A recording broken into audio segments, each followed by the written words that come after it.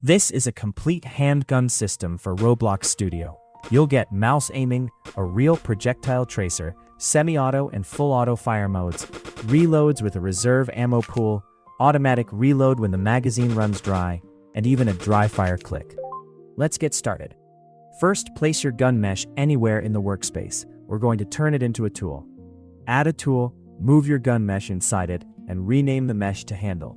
Next, add an attachment to the handle and call it Muzzle. Move the muzzle to the very tip of the barrel. This is where our bullets will start, and it's also where we'll create the muzzle flash. Move the tool to Starter Pack. Now let's test the gun. If you equip it right now, you might notice that the rotation isn't quite right. To adjust the tool's grip quickly, I'm using the Grip Editor plugin. I already have a tutorial showing how to install and use it, so I'll leave that link in the description. Use the Grip Editor to adjust the position and rotation until the gun sits naturally in the character's hand. And there we go. The gun is now being held correctly. Let's rename the tool to Handgun and set collision to false. Inside the handle, add 3 sounds. Call them shoot sound, reload sound, and empty sound.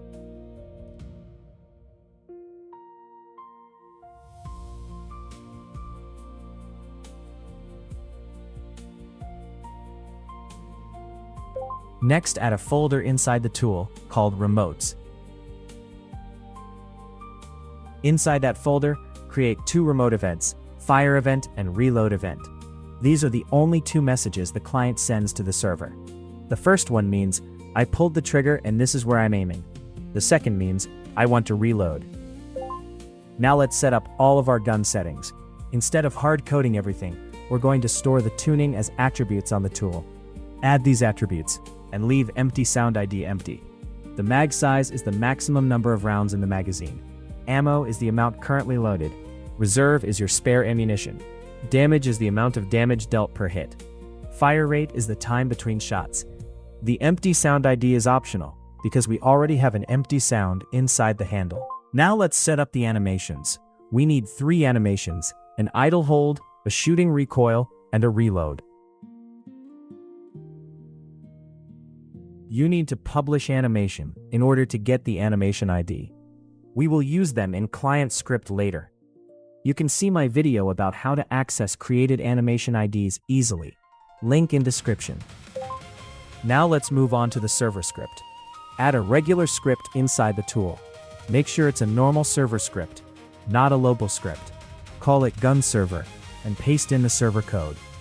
The server is responsible for all the important decisions. That includes ammo, cooldowns, raycasting, and damage. The main idea is simple. The client never tells the server how much ammo it has, and it never tells the server which player it hit. The client only sends the world position it's aiming at. The server verifies everything else. Let's look at the fire event handler. Before firing, the server performs several checks. Is this tool actually equipped by this player? Is the gun currently reloading? Is the target a valid Vector 3? Has enough time passed since the previous shot? And does the magazine actually have ammo? If any of these checks fail, the server simply ignores the request. This gives us both our server-side validation and our fire rate protection. Only after all those checks pass does the server remove 1 round from the magazine. Now for the actual shot. The origin comes from the muzzle's world position. The server creates a direction from the muzzle toward the position sent by the client. It then extends that direction up to the gun's maximum range and performs a raycast. The raycast ignores the shooter's character and the gun itself, so you can't accidentally shoot yourself. The location where the ray hits becomes our hit point. The server then plays the shoot sound, creates the muzzle flash, and shows the projectile tracer. And if the ray hits a model with a humanoid that isn't the shooter, the server applies the damage. The projectile you see is actually just visual. It's a small neon ball with a trail that moves from the muzzle to the hit point. The real hit was already decided by the server's raycast the instant the shot was fired. This gives us the best of both worlds, hit scan for reliable server-side gameplay, and a projectile effect for visual feedback. Now let's look at reloading. Reload has its own remote event handler. It's protected by the shared reloading flag and the reloading attribute. This prevents the player from starting multiple reloads at the same time, or reloading when the magazine is already full. When a reload starts, the server sets the flag, plays the reload sound, and waits for the configured reload time. After that, it moves as many rounds as possible from reserve into the magazine. Then it clears the reloading flag. And because ammo, reserve, and reloading are tool attributes, those changes automatically replicate to the client. That means we don't need another remote event just to update the HUD. Now, let's build the client. Add a local script inside the tool and call it gun client. This script handles the things that need to feel immediate: player input, mouse aiming, animations, local feedback, and the HUD. The HUD is created entirely in code. It uses a dark rounded frame in the bottom right corner with a large ammo number and a reserve ammo display. The important part is how the HUD gets updated. We connect the update function to the tool's attribute changed event. Whenever the server changes ammo, reserve, or reloading, those attributes replicate to the client, and the HUD automatically refreshes. No separate ammo networking is needed. Now let's look at equipping. When the tool is equipped, the client adds the character's animator and loads our 3 animations. The idle animation uses action priority, the shooting animation uses action 2, and reload uses action 3. The idle animation starts looping, and the HUD becomes visible. When the tool is unequipped, the animation tracks stop, and the HUD is hidden. Next is aiming. This part is really simple. Our aim function gets the position underneath the mouse. That's just mouse.hit.position. That single world position is what we send to the server. The server then performs the real raycast from the gun's muzzle toward that point. So even though the shot comes from the gun, you're still aiming naturally with your mouse cursor. Now let's handle the different fire modes. The tool's activated event detects the mouse click. In semi-auto mode, it fires 1 shot.